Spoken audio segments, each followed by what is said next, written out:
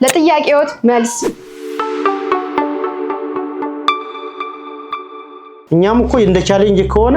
መስረተናል እንደ መስራቹ እኮ በነፃ የሚሰጠን ነገር የለም ሳሟላን የሰጠኝ የመጀመሪያ ተበድሬ ይሄን ቤት ተርቼበታለሁ በኢትዮ ጥሪ ሌላ ደግሞ ተጨማሪ ብድሮችን ያው ተቋሙ ፈቅዶልኛል እንዴ የነበረው መስተንግዶ ምን ይመስል ነበር ይመጣ ደግሞ የበለጠ ከኔ በላይ ልናገር ይችላል ጉሊት ቸርችራቁ የቆጠበችው ገንዘብ ስለሆነ ለኔ የሚሰጠው እንደ ቀልድ ሊተጠረ ምክንያቱም ባላደራ ነው ተቋሙ ኢትዮ ጥሪት የተሻለ አማራጭ ነው መልስ ሰጪ ነው ይህ ተቋም ጥቂት ልጆች ተሰባስበው አንድ ሁለት ብለው ሳይሰለቹ ትልቅ ራዕይ ይዘው የተመሰረተ ማህበር ነው ኢትዮ ጥሪት እንደው ያገኙት አገልግሎት ምንድነው እንደማንኛውም ሰው ቆጣቢ በመሆኔ በቆጠብኩልክ ተበድሬያለሁ በመበደሬ ተጠቅሜያለሁ ይሄንንም ወደ ተቋሙ ሄዶ ማጣራትና ማወቅ ነው የሰዎች የሥራ ዕድል ፈጥረዋል ወይ ኩራት ይሰማኛል በዚህ አጋጣሚ በትክክል